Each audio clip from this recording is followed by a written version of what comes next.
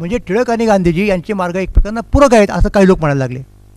काही लोक नाही म्हणायला लागले का, तर ते नाहीवाले इतके चमत्कारिक स्तरावरती गेले. तर त्यातले काही लोक म्हणाले की गांधीजी ते कुठले नेते, ते म्हणले ब्रिटिशांचे हेर आहेत. इतक्यापर्यंत लोक म्हणायला लागले त्यांच्यापैकी काही. आणि मग त्यामुळे त्या वेळेला टिळकांच्या अनुयायांमध्ये अशी फूट पडली. त्यांनी जात नाही पाहिली. पण जे लोक गेले नाहीत ते का गेले नाहीत याची मीमांसा करायचं झालं तर त्यांना आपल्या जातीवरती मात करता आलं नाही, हा एक कारणाचा भाग आहे, लक्षात घ्या. कारण आपल्या भारतीय परंपरेमध्ये संकेत असा असतो माहिती का, की आपला गुरु, लक्षात घ्या, आपल्यापेक्षा खालच्या जातीचा असता कामा नये. मोतीलाल नेहरू आपल्या पंडित नेहरूंचे वडील, नंतर चित्तरंजन दास बंगालचे, ते म्हणले की नाही बाबा गांधी तुमचं काय अजून 2-3 वर्ष तुमच्या चळवळीला काय फळ येत नाही, तर आम्ही निवडणूक लढवा असं वाटतं आम्हाला परवानगी द्या. म्हणून त्यांनी काँग्रेसच्या अंतर्गत एक स्वराज्य पक्ष काढला. मग महाराष्ट्रातील लोक वाटच पाहत होते, ते म्हणले आम्ही तुमच्याबरोबर. पण गांधी गेल्यानंतर टिळकांनी सांगितलं की स्वराज्य मिळवायचं. आणि गांधी म्हणाले की 1 वर्षात स्वराज्य देतो, 1 वर्षात. तर त्यांना हे पटत नव्हतं. गांधीजींचा हा मार्ग टिळकांच्या मार्गाच्या विरुद्ध आहे असं ते म्हणायला लागले. म्हणून कलकत्त्याच्या असहकारितेच्या ठरावाला महाराष्ट्रामधल्या टिळकांच्या सगळ्या अनुयायांनी विरोध केला. पण काय असेल ते असो, बाकीच्यांनी पाठिंबा दिला आणि ते ठराव पास झाला ना.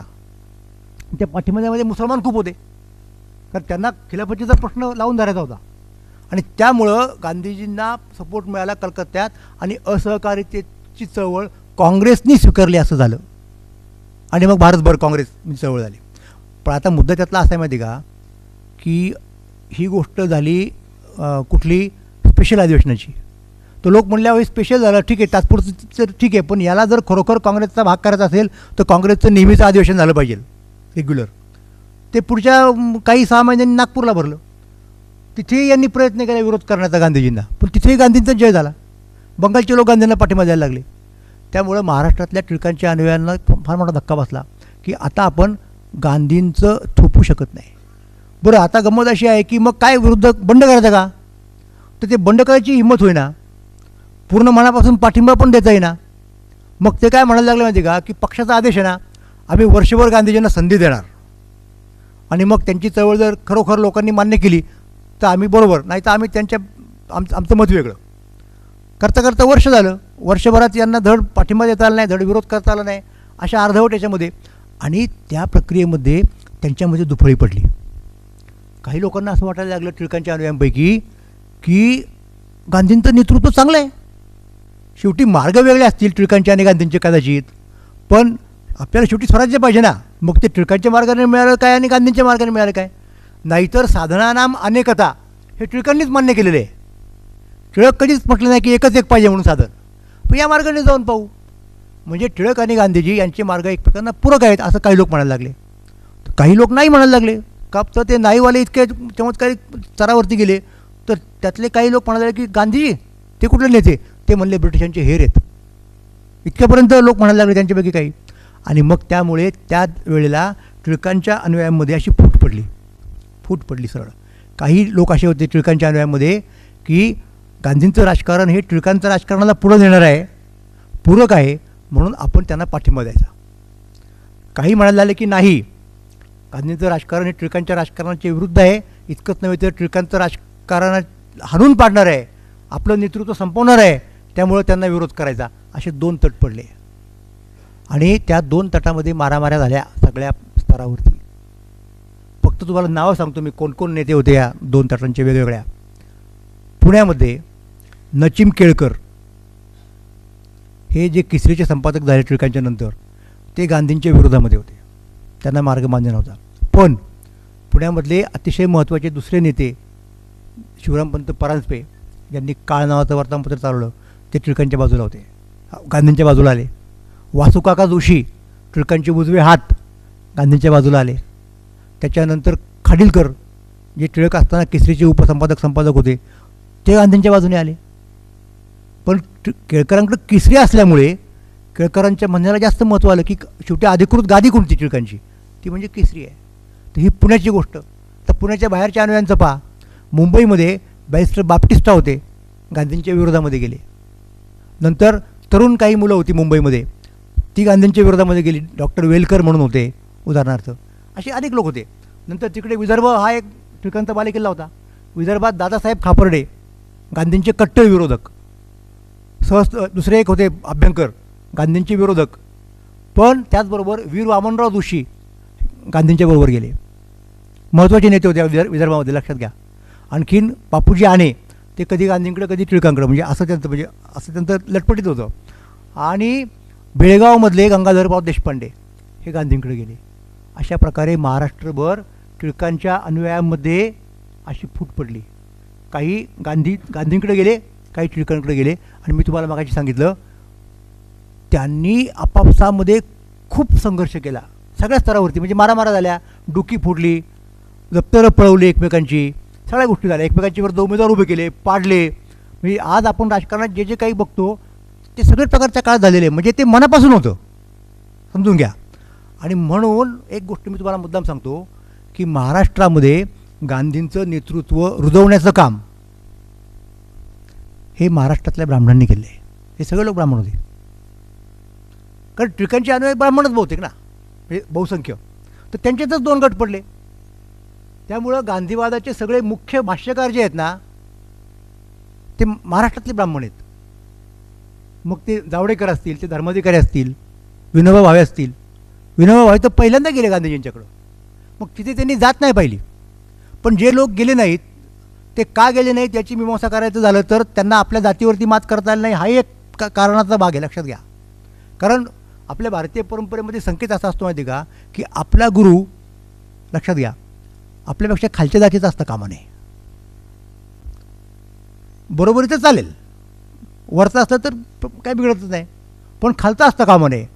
आता महाराष्ट्रातले टिळकांचे अनुयायी ब्राह्मण, आणि गांधीजी कोण? गांधीजी वैश्य होते वर्णानी. म्हणजे एक वैश्य ब्राह्मणाचा गुरु कसा होईल, भले राजकीय गुरु असेल. हा एक, आता ह्या गोष्टी काय कोणी सगळं लिहून ठेवत नाहीत, लक्षात घ्या. पण अंतस्थ संघर्ष जो होता त्याच्यामध्ये त्याला एक फार मोठ्या प्रमाणात जातीय धार होती. गांधीजी ब्राह्मण नाहीत, खालच्या याचे आहेत, अशा प्रकारचा एक मुद्दा होताच. पण प्रत्यक्षात तात्विक स्तरावरती गांधींचं राजकारण, टिळकांचं राजकारण हे वेगळे आहे. गांधींचं तत्त्वज्ञान वेगळे आहे. मग मग मग गांधींच्या तत्त्वज्ञानाचं काय झालं, विडंबन झालं. मग काय म्हणायला लागले की टिळक म्हणजे काय, टिळक म्हणजे ठोसाच ठोसा, जशाच तसे, हे टिळकांचं तत्त्वज्ञान. शठम प्रति शाठ्यम. गांधीजी म्हणजे कसे म्हणले, गांधीजी म्हणजे एका गालात मारले तर दुसरा गाल पुढं करणारे. कारण गांधीजी डेबलट, गांधीजी अहिंसक. आणि महाराष्ट्र कसा म्हणले, महाराष्ट्र म्हणजे काय साधा आहे का, महाराष्ट्र म्हणजे छत्रपती शिवाजी महाराजांचा महाराष्ट्र, की जो लढणार आहे. महाराष्ट्र म्हणजे समर्थ रामदास त्यांचा महाराष्ट्र जो मुत्सद्दी आहे. महाराष्ट्र म्हणजे नाना फडणवीसांचा महाराष्ट्र. महाराष्ट्र म्हणजे आटकेपार झेंडेदाराचा महाराष्ट्र. अशा प्रकारचा युक्तिवाद यांनी सुरू केला. तर हे लोकांची पंचायत झाली की हे इतिहास सांगायला लागलं, यांनी काय सांगायचं. तर यांनी काय केलं, गांधीवादाचं एक वैशिष्ट्य आहे, ते इतिहासाला फारसं महत्त्व देत नाही. काय असेल ते असं म्हणले, आपलं असं आहे, ते इतिहासाचा इतिहास राहू. तर त्यामुळे सांगायचा मुद्दा असा की हा लढा आहे ना, लोकमान्य ते महात्मा, हा बेसिक संघर्ष हा लोकमान्य टिळकांच्या अनुयायांमधला आहे. ह्या काळामध्ये बहुजन समाजातले लोक काँग्रेसमध्ये नव्हते आणि स्वातंत्र्य लढ्यात पण नव्हते, ते नंतर आले. आणि असं का झालं, त्यांना असं वाटत होतं, लक्षात घ्या. आणि त्या वाटण्यामध्ये तथ्य नव्हतं असं नाही, हेही समजून घ्या की आत्ता जर खरोखर ब्रिटिश सोडून गेले भारत, आपल्याला स्वातंत्र्य दिलं, तर ते कोणाकडे जाणार, नेमकं जो शिकलेला वर्ग आहे त्याच्याकडे जाणार. तो कोण आहे, तर ते ब्राह्मण आहेत सगळे. म्हणजे परत पेशवा येईल अशी यांना भीती वाटायची. म्हणून ते काय म्हणायचे की आमचं नीट होऊ द्या, अगोदर शिकून बिकून चांगलं, मग आम्ही त्या स्वराज्याचं बघू, आत्ता तूर्त नको आहे. म्हणून त्यांचा भर स्वराज्य पोस्टपोन करण्याकडे होता. पण हळूहळू त्यांच्या लक्षात आलं की अरे ब्रिटिश आज ना उद्या जाणारच आहेत. मग अशा अवस्थेमध्ये आपण खरंच जर ते गेलं, ब्राह्मणांकडे जर गेलं तर आपल्याकडे काय येईल, म्हणून आपण आता वेळेवरती तिथं गेलं पाहिजे. म्हणून हळूहळू बहुजन समाजातले लोक, विशेषतः केशवराव जेदे ही जी मंडळी होती ब्राह्मणाच्या चळवळीची कट्टर, आणि विठ्ठलरामजी शिंद्यांच्या उपदेशाला अनुसरून, लक्षात घ्या परत, तो एक फार मोठा मनुष्य होता, त्याची किंमत महाराष्ट्राला अजूनही कळलेली नाही. पण हळूहळू 1930च्या दरम्यान बहुजन समाजातले लोक काँग्रेसमध्ये जायला सुरुवात झाली. पण तोपर्यंत हे जे काही चाललं होतं ते सगळं ब्राह्मणांच्या अंतर्गत आहे, हे मी तुम्हाला सांगत होतो. तेव्हा महाराष्ट्रामध्ये एस्टॅब्लिश केलं गांधीजींना ब्राह्मणांनी. पण आपल्याकडे काय झालं ते का, दुर्दैवाने पुढे गांधींना विरोध करणारे आणि विरोधाचं पर्यावसन थेट खुनापर्यंत करणारा ब्राह्मणच निघाला ना. त्यामुळे लोकांचा असा समज आहे सामान्यपणे की हे लोक गांधींच्या विरोधामध्ये होते असं नाही आहे, त्यांच्यामध्ये मतभेद होते. गांधींच्याकडं जाणारे फार लोक होते, ज्यांनी गांधींसाठी मारामाऱ्या केल्या, गांधींसाठी लाट्या खाल्ल्या, असे लोक होते. गांधींच्या तत्त्वज्ञान लोकांच्यापर्यंत नेलं, असा तो भाग आपण इतिहासाचा म्हणून समजून घेतला पाहिजे. तर ही प्रक्रिया सुरू झाली. मग आता परत थोडं मागं येऊ. हे जे लोक होते टिळकवादी, गांधींना विरोध करणारे, त्यांनी मग काय केलं असेल?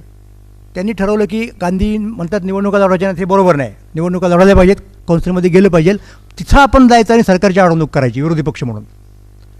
दरम्यानच्या काळात काय झालं की असंच काही लोकांना वाटायला लागलं, काँग्रेसमधल्या आणखीन मोतीलाल नेहरू, आपल्या पंडित नेहरूंचे वडील, नंतर चित्तरंजन दास बंगालचे, ते म्हटले की नाही बाबा गांधी, तुमचं काय अजून 2-3 वर्ष तुमच्या चळवळीला काय फळ येत नाही, तर आम्ही निवडणूक लढवा असं वाटतं आम्हाला परवानगी द्या. म्हणून त्यांनी काँग्रेसच्या अंतर्गत एक स्वराज्य पक्ष काढला. मग महाराष्ट्रातील लोक वाटच पाहत होते, ते म्हणले आम्ही तुमच्याबरोबर. म्हणून इथले केळकर, नंतर जयकर, हे सगळे स्वराज्य पक्षामध्ये गेले आणि त्यांनी निवडणुका लढवल्या. पण महाराष्ट्रातल्या ज्या कट्टर लोकांना मान्य नव्हती ही प्रक्रिया, ते नाही गेले स्वराज्य पक्षामध्ये.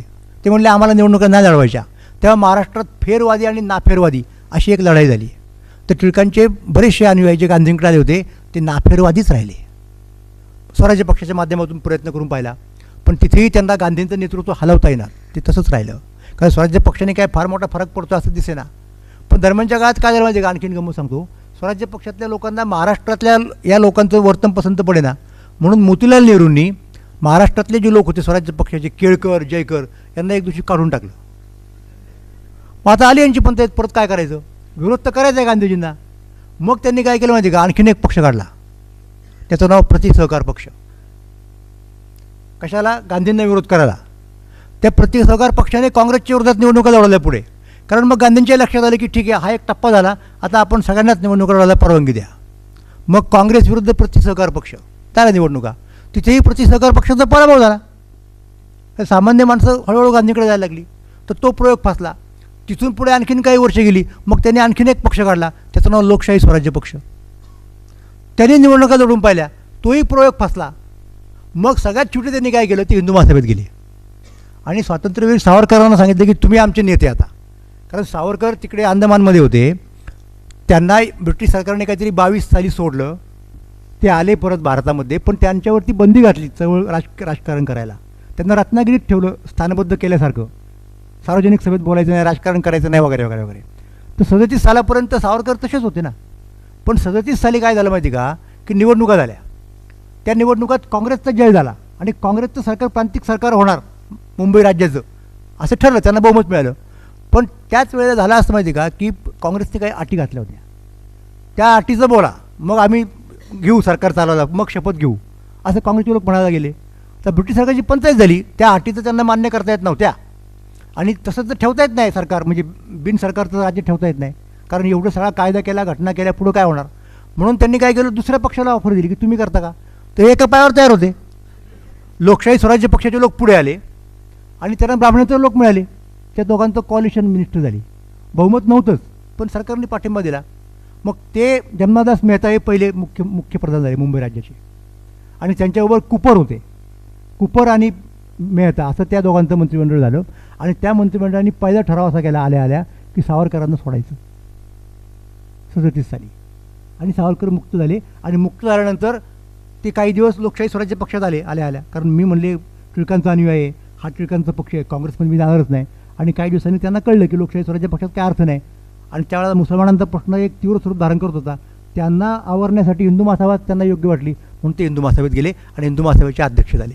आणि 37 नंतर गांधींच्या विरुद्धचा सगळा महाराष्ट्राचा जो लढा आहे टिळक पक्षाच्या वतीनं, तो सावरकरांनी चालवला. पण त्यांच्या पक्षाचं पक्ष म्हणून काही चाललं नाही हो. पक्ष म्हणून लोकांनी त्यांना स्थान दिलं नाही आणि सरकारने त्यांना मोजलं नाही.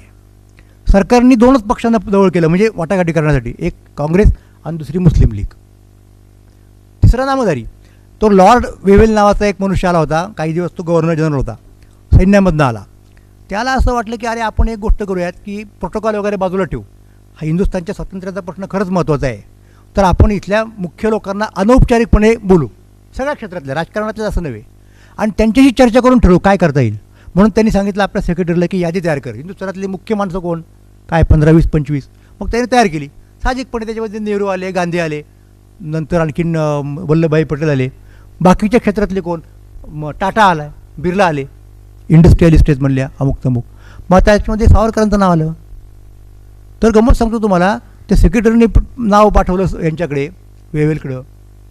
ही सगळी नावं पाठवली. वेवेलनी त्याच्या सावरकरांच्या नावावरती काट मारली, यांची काय गरज नाही म्हणली. मग त्याचा प्रभाव नाही ना लोकांच्यावरती. ठराविक मुठभर लोक जोरजोराने गर्जना करायचे, पण सामान्य माणसांच्यावरती प्रभाव नव्हता. हा त्यातला मुद्दा होता. तर सावरकरांच्या माध्यमातून त्यांनी खूप प्रयत्न करून पाहिले, पण तेही शेवटी जमलं नाही. 46ला निवडणुका झाल्या, परत दुसरं महायुद्ध झालं, 42ची चळवळ, ते मी तुम्हाला सांगत नाही, तो इतिहास तुम्हाला माहिती आहे. मी फक्त लोकमान्य ते महात्मा हे सांगतोय. तिथेही परत काँग्रेसचा जय झाला, हिंदू महासभेचा पराभव झाला. मग हिंदू महासभेमधल्या एका फ्रस्ट्रेटेड गटाने, अतिरेकी गटाने असं ठरवलं की राजकारणाच्या माध्यमातून या माणसाला काही याच्यात आणता येत नाही, त्याच्यावरती ताबा म्हणजे नियंत्रण करता येत नाही. मग शेवटचा मार्ग काय राहिला? शेवटचा मार्ग म्हणजे त्याला संपूर्णच टाकायचा. आणि म्हणून मग त्याचं पर्यवसांची शेवटी ते नथुराम गोडसेने गांधीजींना गोळ्या झाडून मारण्यामध्ये झालं. हे गांधीजीची हत्या हे लोकमान्य ते महात्मा या प्रकरणाचा एक शेवटचा अध्याय आहे, हे लक्षात घ्या. कारण ते परंपरा असे मानायचे ना, टिळक, सावरकर, आम्ही, हा त्यातला मुद्दा आहे. पण मधल्या काळामध्ये आता शेवटी तुम्हाला मी एक किस्सा सांगणार आहे आणि थांबणार आहे. माझा विषय मांडून झाला, पण तुम्ही इतक्या वेळ गंभीर काहीतरी ऐकताय म्हणून तुम्हाला आणखीन एक थोडंसं काहीतरी सांगावं. पण एक 5 मिनटात एक किस्सा सांगतो त्या काळातला आणि थांबतो. मी असं म्हणालो की याचे परिणाम सगळ्या क्षेत्रामध्ये झाले, जीवनातल्या, नाटकावरती झाले, सिनेमावरती झाले, सगळ्या क्षेत्रात. प्रत्येक तपशील मी तुम्हाला सांगू शकेन, पण मी फक्त 1-2 गोष्टी सांगतो.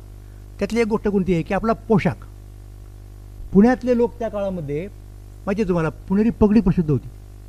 नाना फडणवीसाची पगडी म्हणजे पुणेरी ब्राह्मणांचं प्रतीक, बुद्धिमत्तेचं प्रतीक, टिळकांची पगडी, चिपळूणकरांची पगडी, अशी गोष्ट होती. आता गांधीजींनी काय केलं, 1920मध्ये ते आले तेव्हा त्यांच्या डोक्यावरती भलं मोठं काठेवाडी पागोटं होतं. गांधीजी फार प्रयोगशील होते, ते प्रत्येक गोष्टीत प्रयोग करायचे, खाण्यापिण्यात प्रयोग, आहारात प्रयोग, विहारात प्रयोग, कपड्या लत्त्यामध्ये प्रयोग. तर त्यांनी असं पाहिलं की हे जरा जास्तच होते. मग त्यांनी टोपी तयार केली, गांधी टोपी म्हणतो की नाही आपण, ती खुद्द गांधीजींनी शोधलेली, लक्षात घ्या. मग ती त्यांनी घातली. मग गांधींनी टोपी घातल्यानंतर सगळ्या भारताने टोपी घातली. पुढे गांधींनी काढून टाकली एका वर्षात, पण भारताने ठेवली. म्हणजे अख्ख्या भारताला टोपी घातली ती गांधींनी घातली, बाकी कोणी असं नाही करू शकलं. तर हा हा हा प्रभाव आहे. तर आणखी एक गोष्ट सांगतो की त्या काळामध्ये महाराष्ट्रामध्ये महिला 9 वारी साडी नेसायच्या. तेव्हा ही 5 वारी 6 वारी भांगडत नव्हती अजिबात, 9 वारीच फक्त.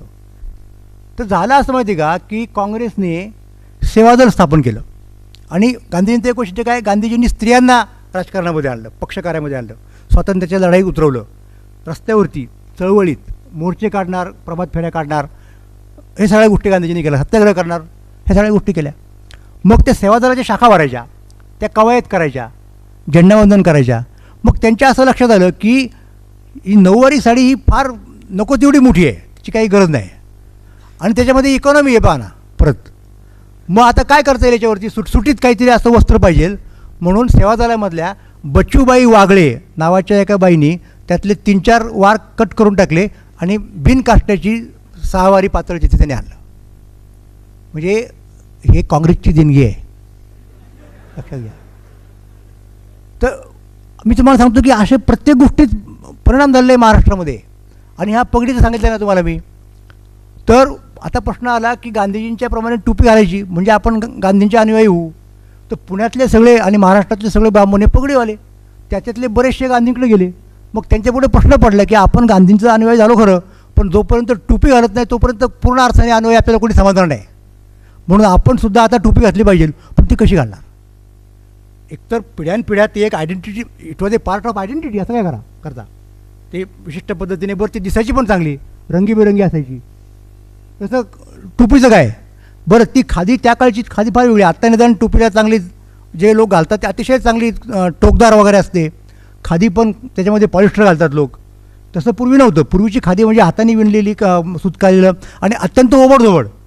त्यामुळे ती टोपी घातली की माणूस अत्यंत बेंगरूळच दिसणार, अशी त्यावेळची अवस्था होती. पण टोपीचं घातली पाहिजे. तर मी तुम्हाला सांगतो, एकेका गांधींच्या एकेका अनुयायांनी पुण्यातल्या पगडी घातली आणि पगडी काढल्याने टोपी घातली, तेव्हा अख्खं पुणं त्यांना हसलं. काय दिसतंय म्हणले ध्यान. हे शिवरामपंत परांजपे म्हणजे अख्ख्या पुण्यामधला नंबर 1चा हँडसम मनुष्य, त्याच्यासारखा माणूस नव्हता देखणा. आणि त्यांचे कपडे पण तसे असायचे, त्याच पद्धतीने त्यांचा सगळा वावर, रुबाबदार मनुष्य, असं पगडी, कानामध्ये बिगबाळ्या असायच्या. आता टिळक जरी झाले तरी त्यांच्या कानात बिगबाळ्या नसायच्या, लक्षात घ्या. पण परांजपेच्या कानामध्ये त्या बिगबाळ्या. असा मस्त मनुष्य होता, बोलायला चालायला शुद्ध बोलणार, वक्तृत्व उत्तम प्रकारचं. तर त्यांनी ज्या वेळेला ती पगडी काढली आणि ती टोपी घातली, अख्ख्या पुण्याचे लोक त्यांची टिंगल करायला लागले. पण घातली ना टोपी, काय करणार, कारण गांधीजी. आणि आणखीन एक गमतीची गोष्ट सांगतो. बेळगावला टिळकांचे अनुयायी गंगाधरराव देशपांडे होते. त्यांचं एक विशिष्ट प्रकारचं पागोटं होतं, म्हणजे फेटा होता मुळ्यात. तर त्यांना त्याच्याऐवजी टोपी घालायची होती. त्यांचं डिअरिंग होईना, काय करायचं, कसं करायचं. मग एक दिवशी त्यांनी ठरवलं की नाही, आज आपण टोपी घालायची. मग सभा होती बेळगावामध्ये. बेळगावात ते मारुतीचं मंदिर आहे, तिथे सभा असते, काँग्रेसची सभा अर्थात. आणि त्या मारुतीच्या मंदिरापासून त्यांचं घर फार जवळ आहे. मग आता सभेला किती अवकाश आहे म्हणले, अजून अर्धा तास. तर त्यांनी अगोदर ती टोपी घातली, आरशात पाहिलं. घरातल्या लोकांनाही मला वाटतं बोललं असतं की बा कसा दिसतो, बरा दिसतो का. घरातल्या घरात जरा प्रॅक्टिस केली, इकडं तिकडं फिरायची. आणि घरापासून तर इथपर्यंत जायचं, सभेच्या ठिकाणापर्यंत, स्टेजपर्यंत. त्यांचं डिअरिंग होईना. शेजारी पाजारी बघतील, हसतील. त्याने टोपी खिशात ठेवली, असंच आपलं हे ठेवलं, पाकोटं ठेवलं. स्टेजवरती गेले, तोपर्यंत घातली नाही. मग नाव पुकारलं अध्यक्षांनी किंवा ज्यांनी कुणी पुकारलं त्यांनी, की आता गंगाधरराव देशपांडे बोलतील. असं म्हटल्यावरती त्यांनी मनाचा हिया केला, पाकोटं काढलं, खिशातली टोपी खिशातून काढली, डोक्यावरती घातली आणि उभे आले माईकच्या पुढं आणि म्हणाले, बंधूंनो आणि भगिनींनो. लोकांनी हे टाळ्या वाजवल्या. पहिल्यांदा ओळखलंच नाही कोण बोलतंय. मग म्हणले, अरे हे आपले गंगाधरराव की काय, असं. आणि तेव्हापासून गंगाधरराव टोपी वापरायला लागले. तर अशा प्रकारे गांधीजींच्यामुळे परिणाम झाला. गांधी गेल्यानंतर टिळकांनी सांगितलं की स्वराज्य मिळवायचं. आणि गांधी म्हणाले की 1 वर्षात स्वराज्य देतो, 1 वर्षात. तर लोकांना प्रचंड कसं शक्य आहे म्हणले. पण बऱ्याच लोकांचा विश्वास बसला, मिळेल बो, काय सांगता येत नाही म्हणले. की गांधीजी काही करू शकतात, असं एक दैवी चमत्काराचं वलय त्यांच्या पुढे निर्माण झालं. पण आता म्हणले स्वराज्य मिळवायचं म्हटलं त्याला चळवळ करावं लागते, चळवळीला पैसे लागतात. तर म्हणले मला 1 कोटी रुपये पाहिजेत, 1 कोटी. त्या काळात 1 कोटी फार अवघड होता. व्हिक्टोरिया राणीची जुबिली झाली, त्याच्यासाठी सुद्धा 1 कोटी जमले नाहीत. तर यांना 1 कोटी कोण देणार. मग ते म्हणले, हे बा, मी लोकमान्य टिळकांच्या नावाने स्वराज्य फंड काढतो. म्हणजे टिळकांचं नाव, स्वराज्याची चळवळ आणि पैसे गांधींना द्यायचे. आता पुण्यातले सगळे टिळकांचे म्हणाले, अरे गुरु आमचा, आम्ही त्याच्यासाठी एवढे कष्ट केले, त्याचे आदेश पालन केले, पैसे गोळा करतात, हे आवडलं नाही लोकांना पुण्यातल्या. त्याच्यामुळे आणखीन चिडले. पण मुद्दा असा आहे की यांच्याकडं तेवढे पैसे जमा करायची क्षमता नव्हती ना, गांधीमध्ये होती. 1 वर्ष संपायच्या आत गांधींनी बरोबर 1 कोटी रुपये जमा केले. लोकांना वाटलं आता गांधी फ्लॉप जाणार, कुठलं 1 कोटी, पण जमलं. तुम्हाला सांगतो, महाराष्ट्रातल्या, मी मागाशी सांगितलं नाही, हे जे नाटकवाले लोक होते, जे नाटकवाले लोक आधी टिळकांची बाजू घ्यायची आणि नाटकं करायची, त्या नाटकवाल्या लोकांनी आता गांधींच्या पद्धतीने नाटकं द्यायला सुरुवात केली. गांधींच्या विचारांच्यावरती आधारित नाटकं त्यावेळेला महाराष्ट्रात आली. आणि तुम्हाला आश्चर्य वाटेल, जाहिरात याची नाटकाची, नाटक तर गांधींच्या विचारावरती आधारित, पण येताना प्रेक्षकांनी गांधी टोपी घालून यावे, खादीच्या पोशाखात यावे असं लिहायची जाहिरातीमध्ये. आणि लोक यायचे त्याप्रमाणे. नेपथ्य जे असायचे, पडदे बिडदे, ती खादीचे करायचे लोक. एवढं ते गांधींमुळं वातावरण सगळं भारून गेलं. तर जेव्हा गांधींनी घोषणा केली तेव्हा महाराष्ट्रातले 2 कलाकार पुढे आले. एकाचं नाव बालगंधर्व श्रीपाद नारायण श्रीपाद राजहंस आणि दुसऱ्याचं नाव केशवराव भोसले. यांच्या वेगवेगळ्या कंपन्या होत्या. बालगंधर्वांची गंधर्व कंपनी आणि केशवराव भोसल्यांची ललित कलादर्श नावाची कंपनी होती. आणि दोघंही कॉमन नाटकं करायचे त्यावेळची पॉप्युलर. त्यातलं एक नाटक होतं मानापमान. तर मानापमानमध्ये त्यांच्या कंपनीत केशवराव भोसले धैर्यधराची भूमिका करायची म्हणजे नायक, आणि यांच्या कंपनीत बालगंधर्व भामिनीची भूमिका करायची म्हणजे नायिका. तर महाराष्ट्रात त्या कंपन्या गाजल्या. पण केशवराव एवढं चांगलं करायचे धैर्यधर आणि बालगंधर्व भामिनी एवढं चांगलं करायचे की लोकांना असं वाटायचं की ह्या बालगंधर्व भामिनी आणि केशवराव धैर्यधर असं एखादं नाटक पाहिलं तर काय छान होईल. पण ते कसं व्हायचं, हे यांची कंपनी वेगळी त्यांची कंपनी वेगळी. आणि त्यांच्या स्पर्धा होती. म्हणजे काही त्यावेळेचे लोक म्हणजे फॅन क्लब नाही, परंतु काही लोक बालगंधर्वांचे फॅन, काही लोक केशवरावांचे फॅन, आणि त्यांचे मारामारी व्हायचे, भांडणं व्हायची की कोण श्रेष्ठ. तर त्या दोघांनी जर समोरासमोर येऊन काम केलं आणि मानापमानमध्ये तर काय होईल? तर बालगंधर्वांचे जे चाहते होते, जे गुरुजी होते संगीत शिकवणारे भास्करबुवा बखले आणि स्वतः तात्यासाहेब स्वतः कृपा खाडीलकर, त्यांना कल्पना होती की मानापमानमध्ये धैर्यधराच्या भूमिकेतल्या चाली आहेत गाण्यांच्या, त्या अशा आक्रमक पद्धतीच्या आहेत, पुरुषी थाटाच्या आहेत. आणि बालगंधर्व म्हणजे भामिनीच्या ज्या चाली आहेत गाण्यांच्या, त्या अशा स्त्रीने गायलेल्या, नायिकेने गायलेल्या म्हणजे खालच्या याच्यामध्ये आहेत. तर त्याच्यात जर संघर्ष झाला तर केव्हाही यांचं गाणं उठून दिसेल आणि बालगंधर्वांचं पडेल, म्हणून त्यांनी त्याच्या अगोदर त्यांना कधी एकत्र येऊ दिलं नाही. पण आता काय झालं की टिळकांच्या नावाने फंड स्वराज्यासाठी आणि परत गांधी काढतात, त्याच्यामुळे कुणी नाही म्हणायची हिंमत नाही. तरी काही लोक म्हटले नको, आणि ते नको म्हणण्यामध्ये आणखीन एक कारण होतं, ते जातीय कारण होतं. तुम्हाला सांगतो जातीय कारण काय होतं माहिती का, की त्या मानापमानमध्ये असा एक सीन असतो की त्या धैर्यधराला काहीतरी पदक मिळतं, तो लढाई बिडाई जिंकतो, आणि मग भामिनी त्याचं स्वागत करते दुसऱ्या एका बाईच्या रूपामध्ये, भामिनी म्हणून नाही, वनमाला म्हणून असते. आणि स्वागत करताना असं स्वागत केल्यानंतर एक वीर पुरुष हे आलेलं आहे जिंकून, मग त्याच्या डोक्यावरचं शिरस्थान काढून खाली ठेवते, मग त्याची तलवार असते म्यानासकट ती ठेवते खाली, मग त्याचा तो तिलखतवादा अंगरखा असतो ती काढते. असं ते प्रक्रिया आहे संपूर्ण. आणि ते करता करता ती गाणं गाते, गीत गाते, असा तो सीन आहे. आता सगळ्यात शेवटी ती काय करते माहिती का, की त्या धैर्यधरांनी पायात घातलेले जोडे ती पण काढते. रोमॅन्टिक सीन आहे. आणि ते जोडे आपल्या शालुंडी पुसते पदरानी. आता हे सगळं करावं लागणार ना बालगंधर्वांना केशवराव भोसलेंच्या बाबतीत. आता तुम्ही म्हणाल त्याला काय बिघडलं, त्याला बिघडलं ना, बिघडलं म्हणजे असं की बालगंधर्व ब्राह्मण आणि केशवराव भोसले मराठा. तर बालगंधर्वांचे काही चाहते म्हणायला लागले, अरे तू त्याचे जोडे काढणार आणि पुसणार म्हणजे कसं काय बॉय, हे आम्हाला नाही बरं वाटत. म्हणून ते पण एक कारण होतं. पण शेवटी जेव्हा हा प्रसंग आला तेव्हा बालगंधर्व हा खरा कलावंत होता.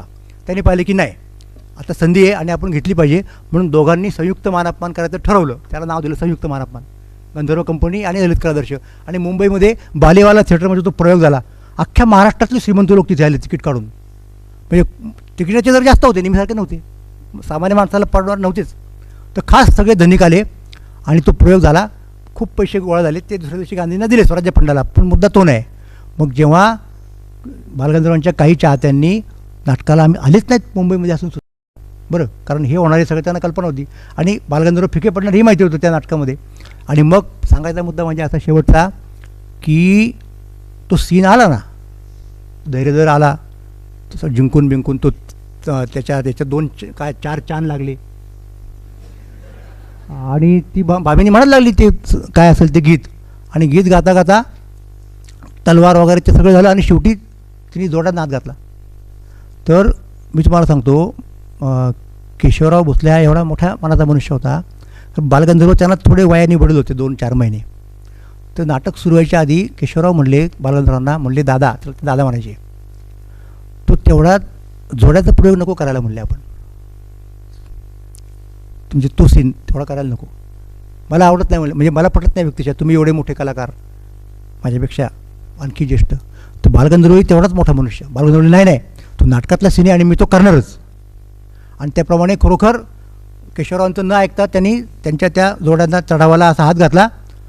आणि तेव्हा ते केशवराव आपण धैर्यधर आहोत हे विसरले जणू काही. त्यांना असं नको दादा नको, थांबा असं म्हणायला लागले. आणि बालगंधर्व म्हणायला लागले नाही राहू द्या, करू देत. म्हणजे ते गंधर्व आणि म्हणजे भामिनी आणि धैर्यधर बाजूला राहिले आणि हे केशवराव भोसले आणि नारायणराव राजहंस या भूमिकेत येऊन बोलायला लागले. आणि तो सगळा त्यांचा डायलॉग हा प्रेक्षकांनी ऐकला. हा संयुक्त मानापमानचा इतिहास म्हणजे लोकमान्य ते महात्मा या प्रक्रियेतली एक घटना आहे. तुमच्या लक्षात आलं की महाराष्ट्राच्या राजकारणामध्ये लोकमान्य ते महात्मा या प्रक्रियेला किती महत्त्व आहे. महाराष्ट्राचा सगळा इतिहास, महाराष्ट्रामध्ये जे काही घडलं, महाराष्ट्राचा स्वभाव आणि महाराष्ट्राचा पुढचा भविष्यकाळ ठरवण्यामध्ये या प्रक्रियेचा फार मोठा वाटा आहे. ही प्रक्रिया उलगडण्याची संधी तुम्ही मला माझ्या 1.5-2 तासाच्या व्याख्यानात दिली, त्याबद्दल मी तुमच्या या हिस्ट्री क्लबचा मनापासून आभारी आहे. आपण शांतपणे ऐकलं त्याबद्दल तुमचंही आभार मानतो आणि थांबतो.